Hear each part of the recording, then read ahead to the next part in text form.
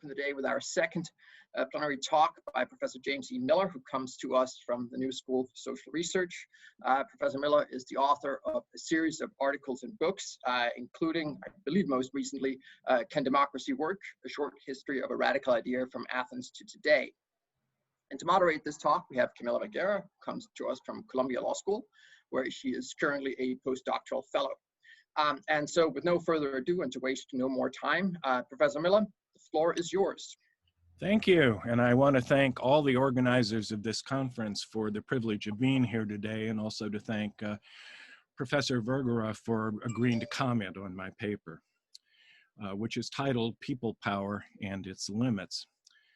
The title of my talk and its premise requires an explanation.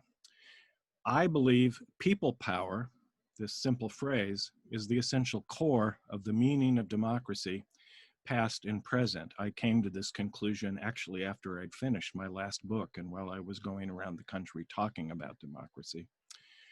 The Greek word democracy is a combination of demos, meaning ordinary people, and kratos, meaning power, with a strong overtone in the ancient Greek of armed force.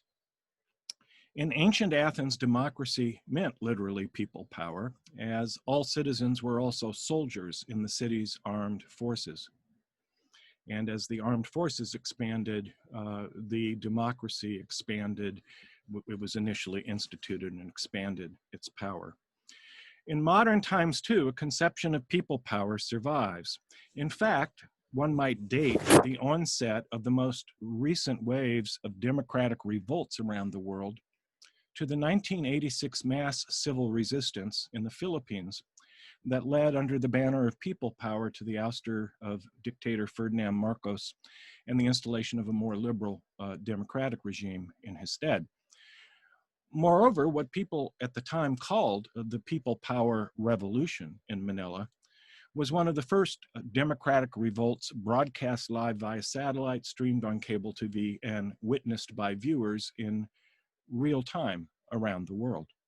As a result, students watching in China had a model they could follow when their pro-democracy demonstrations in Tiananmen Square caught the world's imagination 3 years later.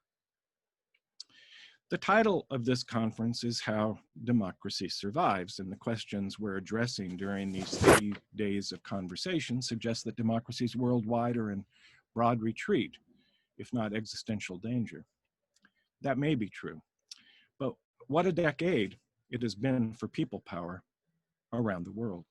Consider first the popular protest movements of 2011, when previously passive citizens poured into town squares, demanding a change of regimes, protesting not just long-standing autocracies, but liberal governments that had presided over a rampant growth in inequality. From Tahrir in Cairo to Dos de Mayo in Madrid to Zuccotti Park in Manhattan, ordinary people flocked to the streets to claim immediately a more direct role in the self-government of their societies. In 2019, just last year, something similar happened all over again, most notably the resurrected umbrella movement in Hong Kong. In Chile, protesters forced the government to agree to a national referendum about whether to draft a new constitution that would more adequately address concerns over inequality. This referendum passed. In Algeria, anti-government protests were held for more than 50 consecutive weekends, and in Tehran, the Iranian regime had to use more violence than ever before to repress the popular demonstrations. Of course, it's true that the avowed goals of these various, what I'm calling democratic revolts, have wildly varied from place to place. Some people have wanted an expansion of a liberal and more inclusive rule of law. Some mainly wanted to express their hatred of the remote bureaucracies and elites typical in many modern nation states and in transnational organizations like the European Union. Still others looked to a larger-than-life leader who they could rally behind, hoping to achieve greater freedom and dignity and equality through a modern kind of Caesarism. The causes of these popular revolts also varied greatly. Some people mobilized to express alarm around a single global policy issue, such as climate change. Other people were mainly provoked by national economic problems, such as a shortage of gasoline or soaring food prices. Some movements climaxed in a referendum, as in Chile, but also as in the British vote on Brexit and the Irish vote on abortion rights. Others aimed at the overthrow of a regime and did not flinch from the prospect of civil war. Still others sought to gain power by lawful means through mobilizing voters around shared passions and grievances, and these shared passions ran the political gamut, from anger at the 1% to hostility towards immigrants to upholding ideals as different as cosmopolitan democratic socialism and narrowly exclusionary versions of a vehemently nativist nationalism. And then there were the protests in which a people protesting in the name of democracy were in explicit revolt against intellectuals, academics, and experts in general. Consider, for example, this year's sporadic protests in Germany and America about wearing masks to protect against COVID. The anti-mask protesters, in fact, have a democratic point, as the current pandemic has doubtless put a great deal of raw political power back in the hands of unelected civil servants, the bureaucrats of every administrative state that some on both the right and the left rail against as unaccountable lackeys of the status quo and its power elite.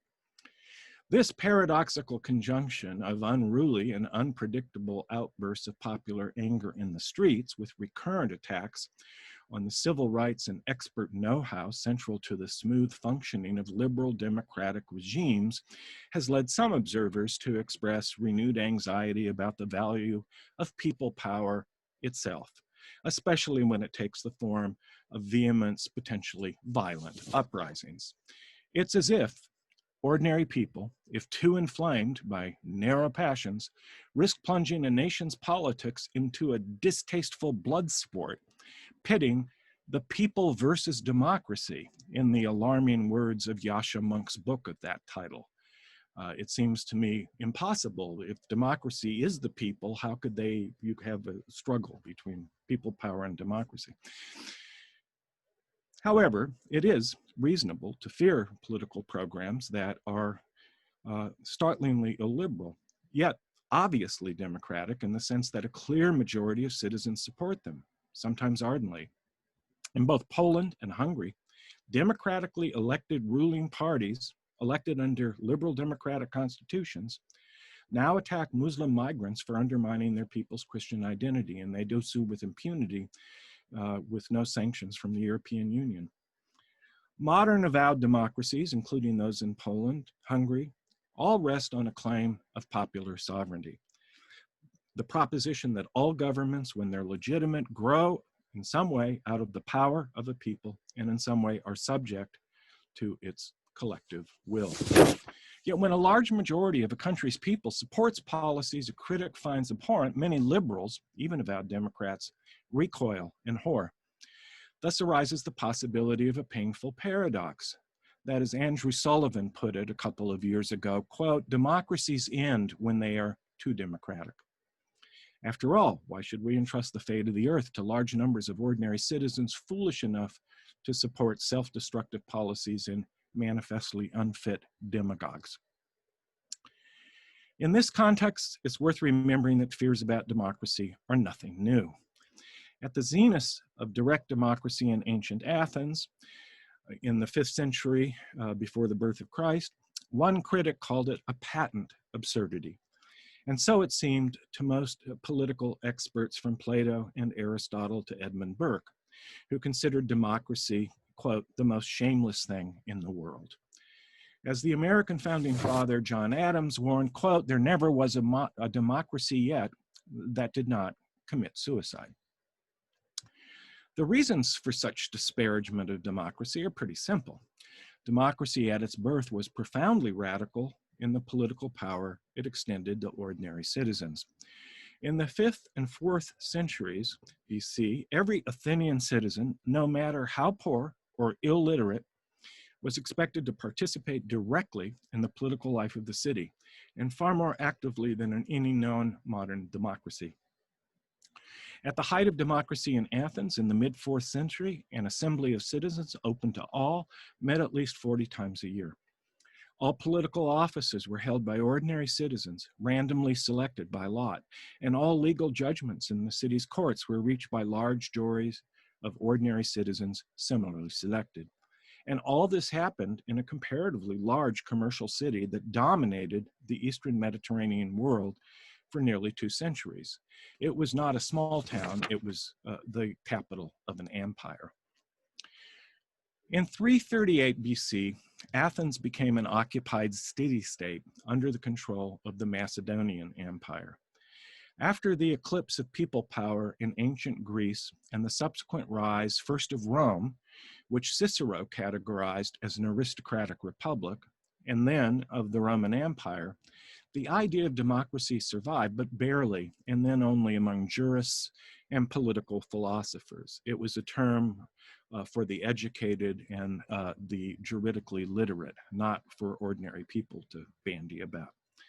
In any case, the experts almost all agreed with Plato, Aristotle, Cicero, Burke, and John Adams for almost 2,000 years. Almost nobody could imagine seriously advocating democracy as an ideal form of government.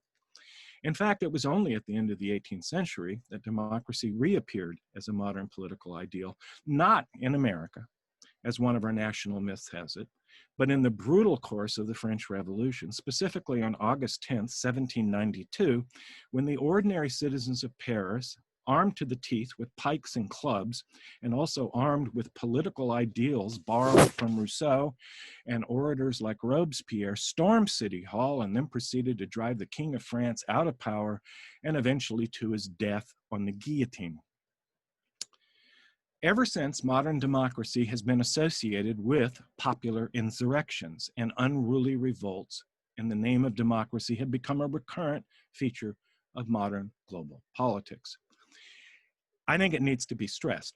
These revolts are not an unfortunate blemish on the peaceful forward march toward a more just society. They form the heart and soul of modern democracy as a living reality and as an aspiration. Yet these episodes of collective self-assertion are not only sometimes violent, they are invariably fleeting, and they in turn often provoke a violent political response. The disorder they create, along with the potential for civil war, stands in tension with the need for a more stable and pacific form of collective participation in politics.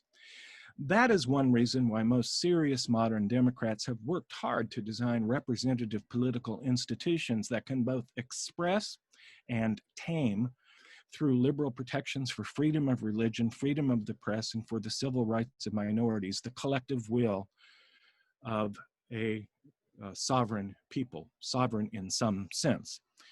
Thus, the great French philosophe Condorcet, in the exemplary modern democratic constitution he drafted for France in 1793, proposed creating a new indirect form of self-government linking local assemblies to a national government. By engrafting representation upon democracy, as Condorcet's friend Tom Paine put it, the people in a modern democracy could exercise their power both directly in local assemblies and indirectly by provisionally entrusting some of their powers to elected representatives. Under the pressure of events, another avowed French Democrat, Robespierre, went still farther and defended the need in the midst of a civil war for a temporary dictatorship, precisely, though, to preserve the possibility of building a more enduring form of representative democracy once the many enemies of democracy had been defeated and law and order could be restored. But there was a problem with all of these efforts to establish a durable modern democracy at scale. Especially in a large nation like France, representative institutions, or even worse, dictatorial regimes claiming a popular mandate, inevitably risk frustrating anyone hoping to play a more direct and personal role in political decision-making. This has meant that the modern democratic project has turned out in practice to be inherently unstable. Frustrated repeatedly, the modern promise of popular sovereignty recurrently produces new efforts to assert the collective power of a people, however narrowly or expansively defined. If observers like the apparent result, they often hail an event as a renaissance of the democratic spirit. If they dislike the demands being made, then they're liable to dismiss these episodes of collective self-assertion as mob rule, that was the ancient charge, or populism run amok, which is what most of our bien-pensant liberals have to say about forms of populism they find disagreeable. In America, especially, the democratic project has been rocky from the start. Fearful of armed crowds and the possibility of mob rule, the men who drafted the American Constitution of 1787 hoped explicitly to empower not ordinary citizens, but what John Adams called a natural aristocracy. As Benjamin Rush, another signatory of the Declaration of Independence, explained, quote, all power is derived from the people, but this power is not wielded by the people. They possess it only on the days of their elections. After this, it is the property of their rulers. To this day, the United States remains a deeply flawed democracy. It still has an electoral college designed to thwart majorities. It still has a Senate that guarantees inequality of political representation, so there is not one man, one vote in the United States. It still is the scene of pitched struggles over the right to vote. It has been that way since the beginning. There has never been universal suffrage in this country. Yet this primordial American prejudice against democracy was almost instantly transformed by an equally passionate upwelling of American enthusiasm for democracy in the wake of the French Revolution. Among the enthusiasts was Thomas Jefferson, who witnessed the storming of the Bastille in Paris in 1789. He was on site, filing reports back as a diplomat to the French, to the country of France. And it was Thomas Jefferson who brought his so-called Democratic Republican Party to power a decade later, in this way bringing democracy, at least as an honorific term, into the heart of America's political lexicon, and at the same time assigning it to one and only one of its political parties. A generation later, Andrew Jackson, the first great American demagogue, to use the ancient Greek term of art for an extraordinarily powerful popular leader, became America's first plebiscitary president, imbued with imperial powers in the eyes of his most passionate supporters. He was, after all, the only representative nominally elected by all the nation's citizens, unless, of course, they were women, slaves, or Native American Indians. Democracy in America in Jackson's day was strictly a white man's business. Jackson tried and failed to eliminate the Electoral College. Such enduring limits to democracy in America were, paradoxically, one reason why the United States became the first country to give birth to populism, both as a word and as a political phenomenon. From 1892 until 1896, a People's Party played a major political role in trying to expand in America the political power of ordinary citizens. At roughly the same time, America's most eloquent champion of democracy in the early 20th century, Woodrow Wilson, sharply criticized the populist movement and offered instead a rival vision of the modern democratic state. A pioneering political scientist who would become America's 28th president, Wilson pondered deeply the meaning of democracy, which in his view marked the highest stage of human, social, and political evolution. In his private papers, after rejecting European conceptions of democracy as primitive and corrupted by violence and class conflict, Wilson defined true modern democracy most briefly as, quote, government by popular opinion. As Wilson concedes almost in passing, government by popular opinion in practice will always involve, quote, the many led by the few, the minds of the few disciplined by persuading, and masses of men schooled and directed by being persuaded. In other words, Woodrow Wilson's vision of democratic self-government through popular opinion is closer to the natural aristocracy John Adams preferred than the popular sovereignty the French revolutionaries and American populists had both fought for.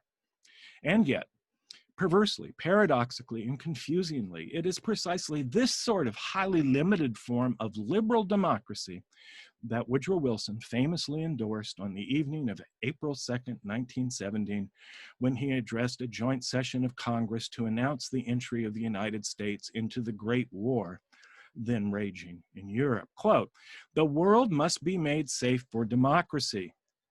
The United States, quote, shall fight for the things we have always carried nearest to our hearts, for democracy, for the right of those who submit to authority to have a voice in their own governments, for the rights and liberties of small nations, for a universal dominion of right by such a concert of free peoples as shall bring peace and safety to all nations and make the world itself at last free." We find here a core ambiguity at the heart of modern liberal democracy, as Woodrow Wilson and most Americans have understood it in the past century.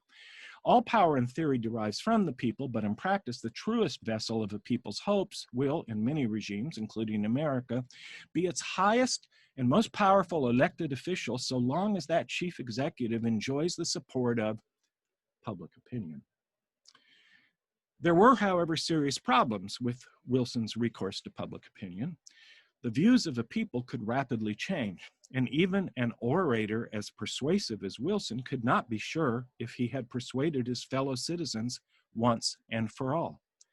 At the same time, it was becoming ever more clear that the opinions of ordinary people in a modern society were endlessly susceptible to manipulation by those who were harnessing the emerging behavioral sciences to mold collective beliefs and conduct. As the economist Joseph Schumpeter tartly put it in 1942, quote, "What we are confronted with in the analysis of political processes is largely not a genuine but a manufactured will." Schumpeter was writing in the midst of World War II, which had led to the total mobilization of the civilian population in all combatant states, often through intensive propaganda campaigns. And yet, as World War II came to an end, just as it happened during the Great War that preceded it, there was a paradoxical resurgence of democratic idealism, inspired by renewed Allied claims that their victory would help forge a world made safe for democracy, just as Woodrow Wilson had promised 2 generations earlier. But what kind of democracy? This was now the question. And the answer in practice was complicated. As one recent empirical study sums up the evidence, it's a study by Larry Diamond, quote, "If we take the number of people who claim to endorse democracy at face value, no regime type in the history of mankind has held such universal and global appeal as democracy does today. Vladimir Putin and his supporters have declared Russia to be a sovereign democracy. Even North Korea calls itself a democratic people's republic. And these are simply facts of language use that grow out of the embrace in the 19th century of socialist activists and then communists of radical democracy as a serious platform they put forth. And it may embarrass some of the participants in our conference, but as far as I can tell, these people have as much claim to use the term democracy as does the United States in Woodrow Wilson's sense. At the same time, democracy is a form of government in most actually existing regimes, whether they take a liberal or communist or autocratic form, most of the times seems, I think if we're honest, more or less a feeble fiction. And even according to the criteria laid out in Article 21 of the 1947 Universal Declaration of Human Rights, a major accomplishment that took a prolonged arm wrestling match with communist, socialist, Catholics, and Americans to come to any agreement. As a reminder, Article 21 stipulates, and I quote, 1, everyone has the right to take part in the government of his country directly or through freely chosen representatives. 2, everyone has the right of equal access to public service in his country. I think of the United States in this response, and it's just laughable. I mean, it's just mainly, as we all know, rich people and lawyers.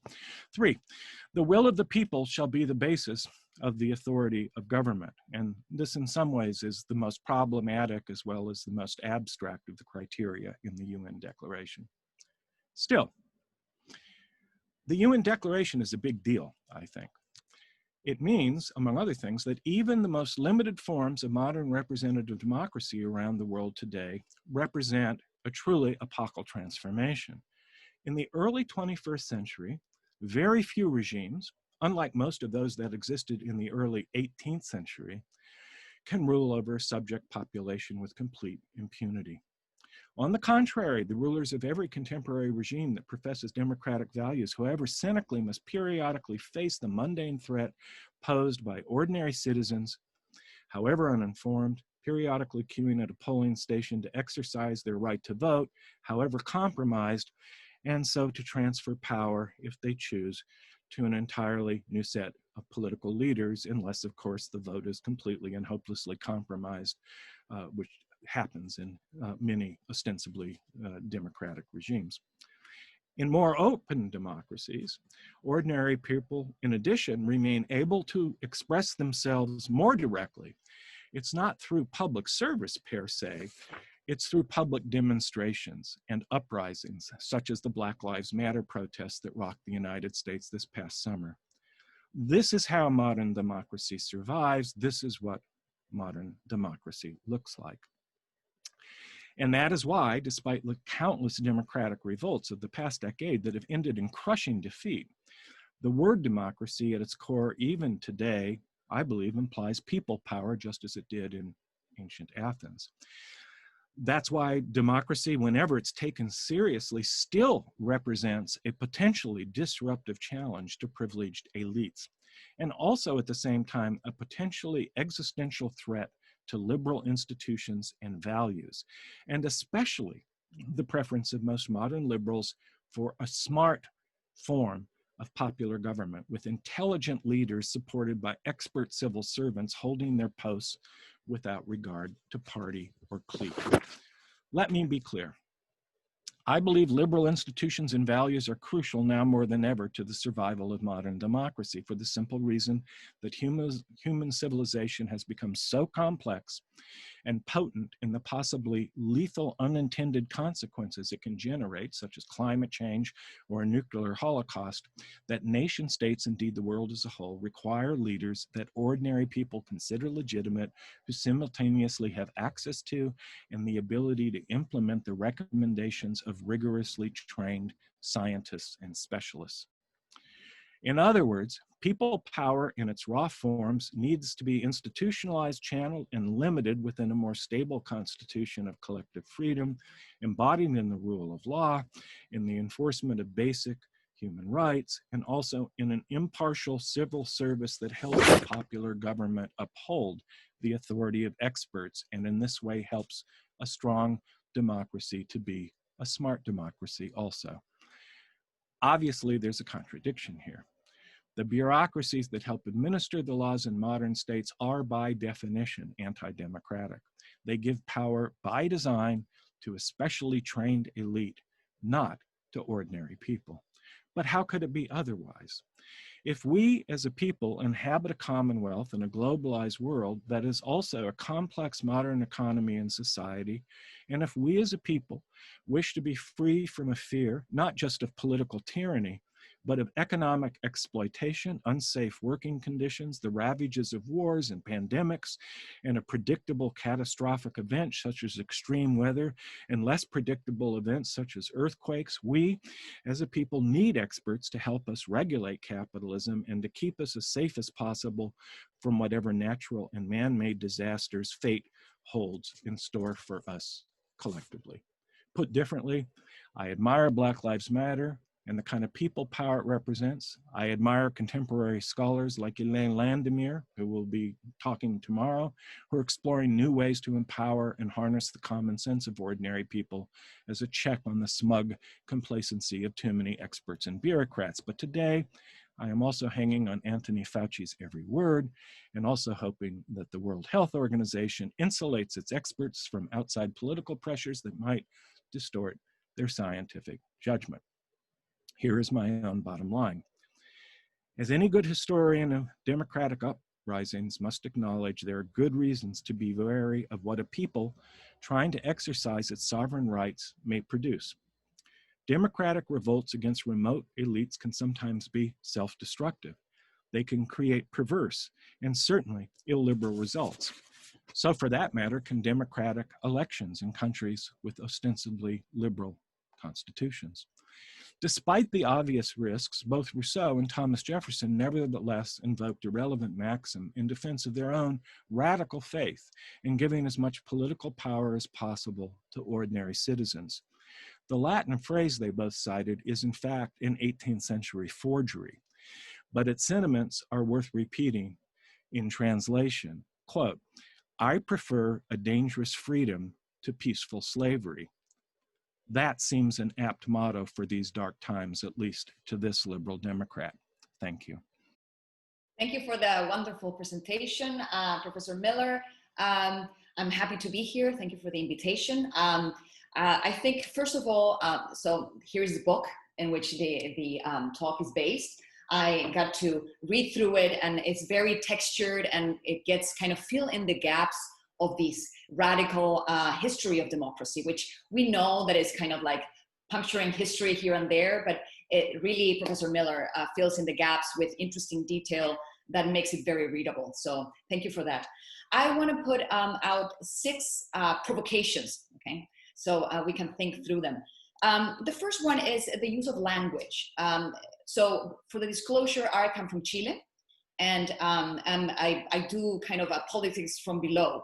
So I'm very worried about how we call the mobilizations on the ground. So Professor Miller talked about these popular mobilizations as an unruly and unpredictable outbursts of popular anger. And for me, we need to kind of be very careful on what the language that we use, because at least in the Chilean case of last October, when the people really rised up against the neoliberal model, the elites were very happy to call this an outburst. And for me, an outburst is a natural phenomenon from the natural sciences, in a way, has no direction and has no agent, and basically something that we cannot predict. And all the elites were baffled by this uprising all of a sudden. And for me, when this neglects, first of all, the grassroots organization, which exists, has existed in all kind of popular mobilizations, it also neglects the people putting their lives on lines. So basically the mobilization itself and how people kind of coordinate, and also the demands, which tend to be very cogent. In a way, they can be part of a kind of a script from below, but from the elites, it looks like unintelligible, and it's something that cannot be really grasped. So I think we need to kind of like pair the view from above with the view from below in order to see these differences. And also the language. When we talk about democracy being a people's power, who is the people that we're talking about? Because there are 2 at least conceptions of the people. One is the people as the poor, as you know, Aristotle brings forward, and democracy being kind of like the regime of the poor, of the popular sectors. Today, we have another term, the people as the nation, basically the people as a community as a whole. And this is something that comes after the 18th century with the social contract theory, which has nothing to do with ancient democracy, but more with our own understanding of how things should work. So in this kind of popular sovereignty, who is really exerting the sovereignty? If, for example, in Chile, 80% of the country is from lower classes, basically popular sectors, and the middle class is only 10%. So in a way, who are the people that we're talking about? And that agent will determine how we look at democracy. The other thing that I want to bring up is the very strong role Professor Miller puts on experts. And of course, I agree that scientific experts should be not tainted by politics. However, the expertise of economics has been hegemonic, and the economic experts have been creating a field of possibilities of social change, and as a constrict straitjacket of popular demands. So therefore, at least in my country, neoliberalism was kind of the only game in town. So the economic experts were always neoliberal, at least in terms of proximity. And these experts always were saying, this is not feasible, this cannot be done, this is ridiculous, all this kind of like the common sense from the experts, especially the experts on economics, tend to go against popular demands and basically against the push for redistribution, which seems that the approach to it is that it is really unfeasible. It could lead to dangerous, conflict. So therefore, we cannot do it, even if 70% of the population is in a precarious situation. So I think we need to denaturalize inequality or repoliticize inequality and austerity, something that was really material in the ancient times, and it's not really now. Now we are all ruled by experts, and in the EU we have the experts, the technocrats that are making the decisions, are kind of putting a contention to popular demands. So I would like to ask Professor Miller, what is the relation here between kind of like the expert of economics and the denaturalization of the economic system that rules the popular sectors and their demands? Then I want to push on the idea of election. And I see that Professor Miller doesn't refer to Bernard Menand and his understanding of election as a mode of selection of elites that is primarily aristocratic, and lottery or random selection being the democratic way of handling, allocation of power. So today, paradoxically, we think about democracy as free and fair elections, something that was never in the democratic spectrum. So we have put all our weight there, all our burden on the elections, something that is aristocratic. And there are other regimes in which elections are held. For example, Poland had a constitutional monarchy which was elected. So basically, the people were in long lines to vote for their preferred king. Is that a democracy? How can we deal with elections and the level of power or control over the government that supposedly democracy has? And then I want to push on some kind of more specific part of the presentation, which deal with the French Revolution and with the relation between Condorcet and Robespierre. Because it seems to me that Professor Miller puts them in an ally position, that they were part of the same kind of democratic movement. And as I understand it, Condorcet was a Girondin, which is like center-right or something. And the Jacobins, of course, were led by Robespierre. And they were enemies, they were not allies.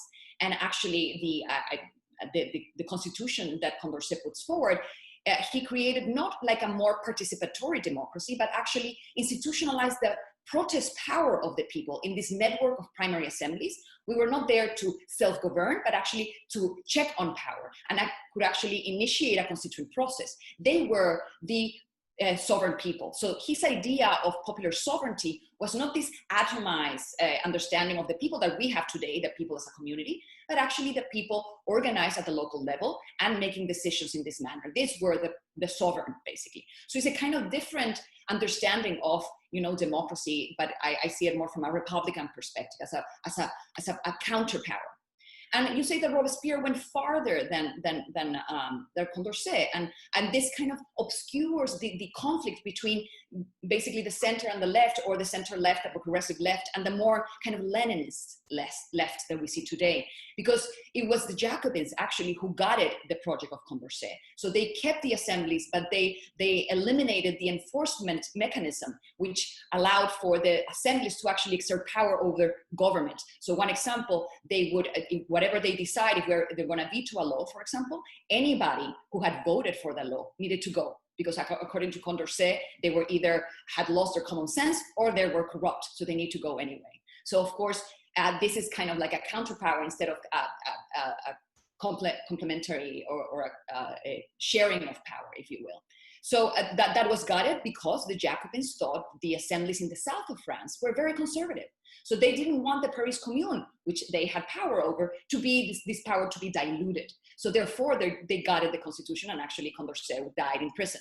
So this is kind of a more something that we need to take into account, especially today, in which part of the left wants to kind of lead and have strong leaders in order to lead the radical change. And there's other kind of like more grassroots organizing that is going on, especially in Chile. We have now cabildos and assemblies all over kind of challenging the power of representatives, leaders, to change the constitution. So it's something kind of dual, the leadership, the power of the one, and the power of the many organized, and how would they relate? What's kind of plebiscitary democracy? How can we think about it today?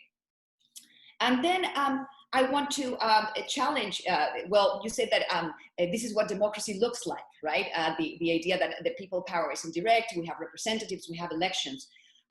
However, I think we should think about democracy today as being an oligarchic democracy, a democracy that basically a popular government that elects leaders, and these leaders have been, in the most part, self-serving, in the sense that they are not serving their own interests, but they're serving the interests of a class. Because if we think about the output of democracy, who is really gaining from the rule of the game? The rules of the game are the 1%. So if we think in the long run, from the 70s to today at least, there is a kind of a tendency for the electoral process to enable an elite that will dispossess the majority. So how can we call this a democracy? This is an oligarchic democracy, and we need to kind of like force the realm of the possible, I think, to rethink the system. And also the other question that is very provocative that Professor Miller puts forward is like, how can it be otherwise?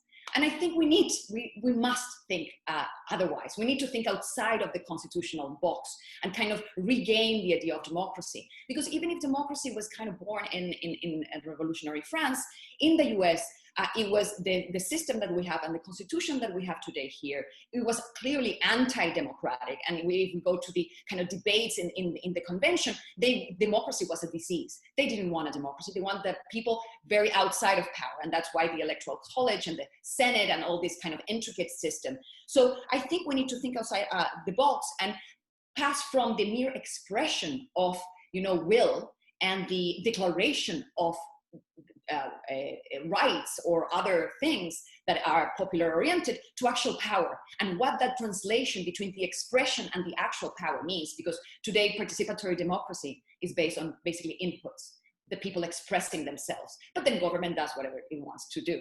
So there is no real power if expression doesn't lead to decision and action. So I just want to put that out there, and maybe it could be part of like problematizing with the kratos part of the democracy, because kratos is not just power, but also power over. So I think we need to kind of think about the relation between the people and government, especially today with technology and other forms of expression and kind of gathering of wills, because this is we are able to do it. In the 18th century, we're not able. It's impossible to govern or give to the people some role in the national arena. But today, we have some enabling mechanisms that we could use. So I think what would be kind of an amendment that you could do to democracy to actually kind of fulfill it more? These are my provocations. And I want to remind everybody that you can send me questions through the chat, and I will read them. Thank you. Thank you.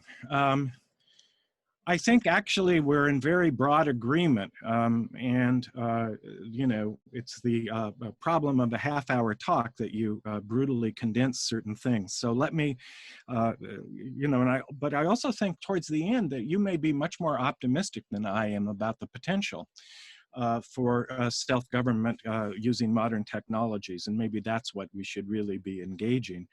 A few points. Condorcet is the hero of my book, and everything that's just been said about the dispute between Condorcet and Robespierre is true. It's all, I write about it in the book.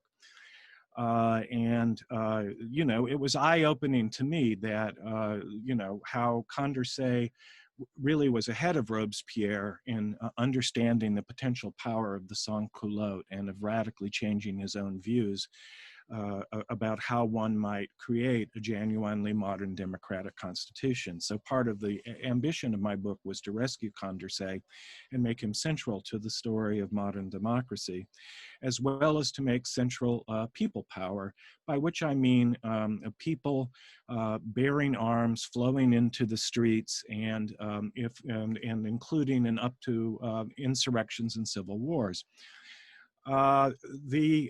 It's certainly the case, as my book discusses, that there has been no insurrection that hasn't been carefully organized. So there are part of the chapter in the French Revolution talks about the organizing of the sans-culotte. the chapter on socialism talks about the Chartists and Chartism and how they organized, how they became a true North Star to Karl Marx. You know, the kinds of limits of organizing in the Paris Commune of 1871, which probably helps explain why it was so short-lived. You know, what happened in Russia, which was also not just a spontaneous outpouring. Sometimes there are genuine spontaneous moments, but almost always they're prepared for, and it's important to acknowledge that. So, and I understand that. You know, Bernard Mannon. Sure, elections are aristocratic. If we take as the criteria of what democracy means, then anybody who studied ancient democracy knows that democracy should be random selection and rule by lot. There's a lot of interesting research on how that could be instituted in the modern world. And when Elaine Landemir comes, I'm sure she'll talk a bit about some of her research in that area. The people, the different conceptions of the people, it's certainly the case that in ancient Greece, the people had the strong connotation of the poor. And in the French Revolution, that meaning was transformed, I think most importantly by the historian Michelet, who did see the nation as being the whole community of the French citizenry.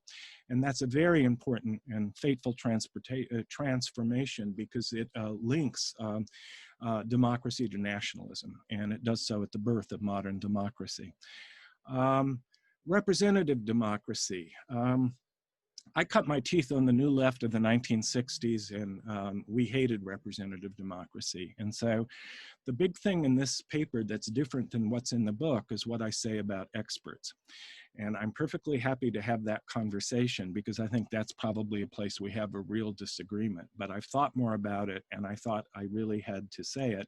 It has to do with why modern societies are so radically different from the kinds of challenges of administration in Athens in the period of its democracy. Having grown up with the experts of the Kennedy administration who gave us the war in Vietnam, having watched as the economists who had been triangulated into power by Bill Clinton gave us 2008 and the Great Recession, and then they were reinstituted in power by Barack Obama, and the jury is still out about what's going to happen in terms of change. Bob Kuttner yesterday was talking briefly about this and the potential for a return to a more Keynesian understanding of a managed economy. But it's certainly the case that there are plenty of reasons why ordinary people should be disdainful of experts, if we take those examples. What persuaded me that to take a somewhat different tack is that, of course, they're not the only experts. And in the modern administrative state, the amount of employees of the federal government in the United States, it's tens of thousands of people. And I'm thinking about the people who staff up the Environmental Protection Agency, the Census Bureau, which is in danger of being completely subverted under Trump. The National Institutes of Health, the CDC. We have an autocratic president who has launched a full-scale, full-bore attack on the civil service of the United States, and has done so in a way that will have just disastrous impact on inequality. The people who are going to suffer because of the lack of services are going to be predominantly poor people and people of color. It's already happened under COVID. And it seems to me that in repoliticizing inequality, one of the things besides redistribution and of wealth and power that we have to address is how we provide goods and services that limit the impact of the accidents of fate on people, which to me is the heart of Condorcet's vision of the welfare state. Which has been gutted in the last generation. The use of language, unruly outbursts. I personally like unruly because it means that people are refusing to be ruled or governed. It's an act of fundamental insubordination. But I also I like to talk explicitly about violence and revolution and civil war because many of my friends who are political theorists and talk about radical democracy, as far as I'm concerned, keep eliding the actual reality of what happens when you have huge demonstrations. And there is a tendency, I say this as a historian who's written an entire book on the New Left, they spin out of control. And the organizers, in many cases, end up not really being able to control what goes on. And so if we were to rewrite the history of what happened with Black Lives Matter, I'm pretty confident we would find that, you know, much of the looting that went on had nothing to do with the organized demonstrations. It was opportunistic people often coming in on the subways or buses to loot luxury goods shops. I think we would also find that there are a handful of neo-anarchists who thought this was the perfect symbol of to show what they were against, which is the kind of lavish luxury goods that so I think it's a very mixed picture, and there's a lot that is at stake when you have an uprising like that.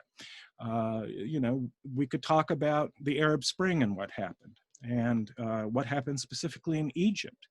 And it's all of these are complicated stories. In the Egyptian case, it seems to me we had a middle class that was completely naive and innocent about the nature of basic political power and the distribution of power in the country, and very much too quickly put their trust in the military, which had been looting the country for, you know, 2 generations to be on their side, and much too squeamish about the Muslim Brotherhood because they were all secularists. They all, you know, they enjoyed their vacations in Paris, and they were made very uncomfortable by that aspect of their coalition in that moment.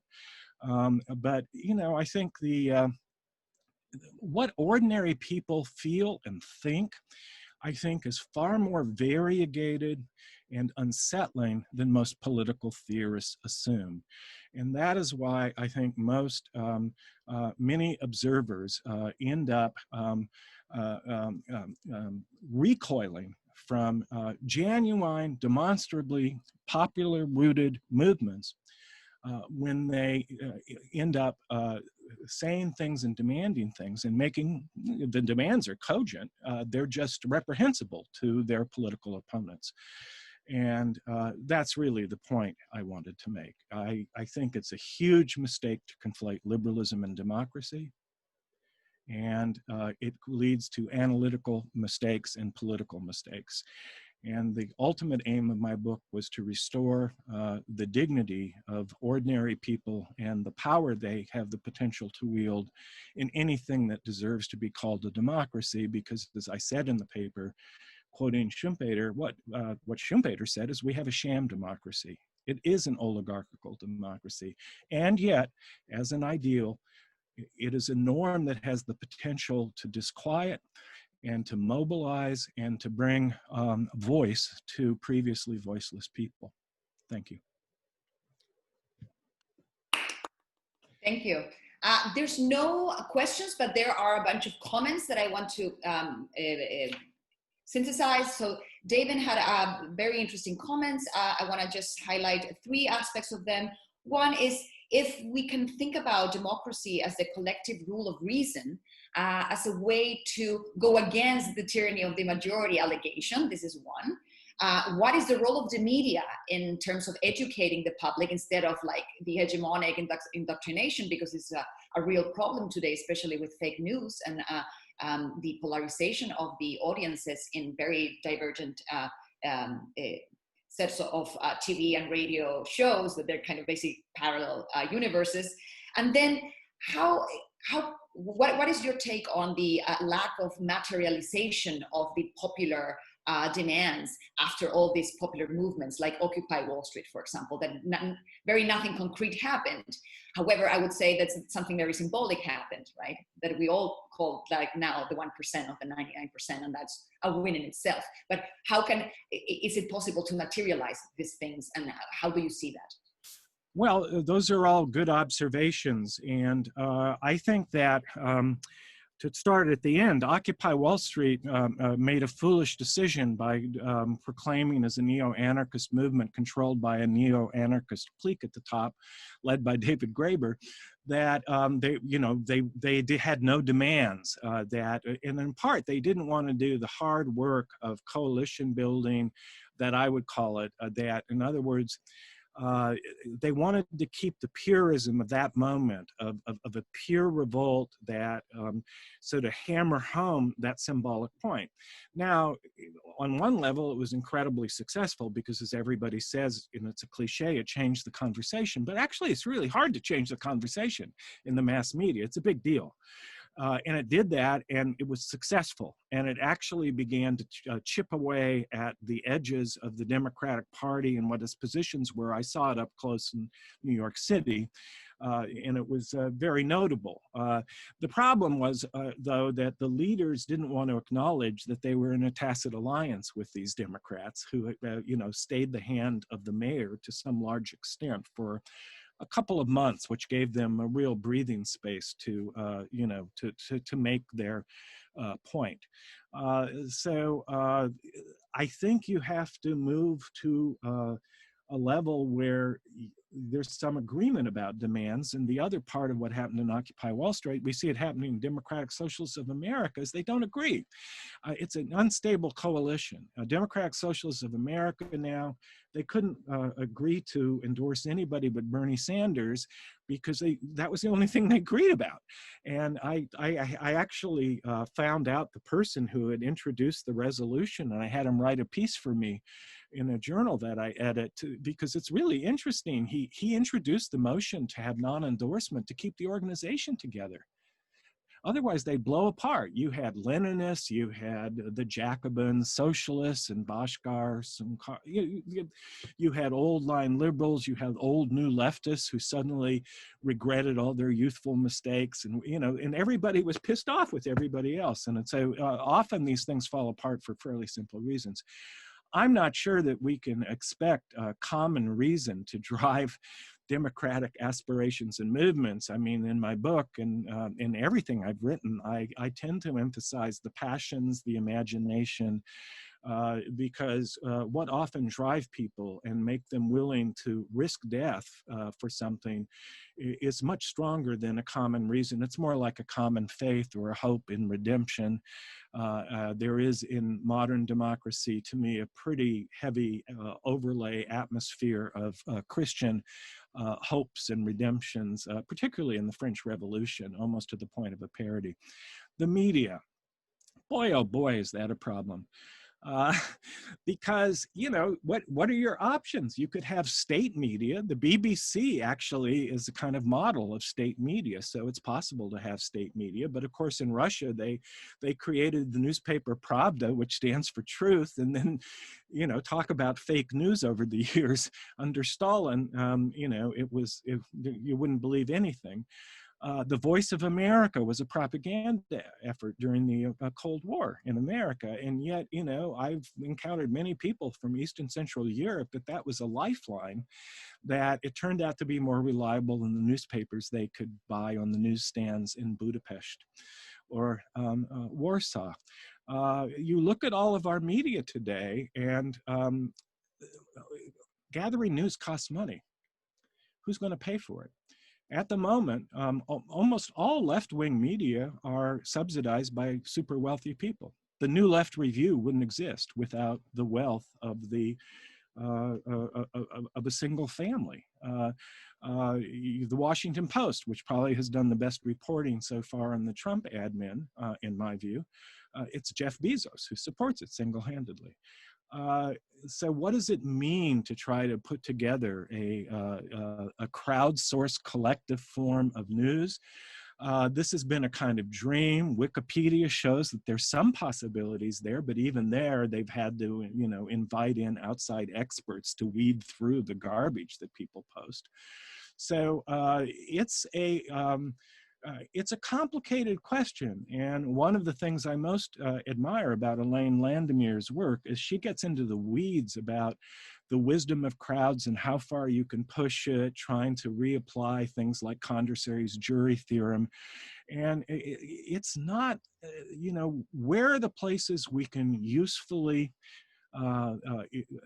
introduce ordinary citizen participation in a way that's super constructive and is a check on the otherwise unchecked power of unelected experts. That, to me, is the riddle that needs to be solved administratively, so to speak, in modern democracies.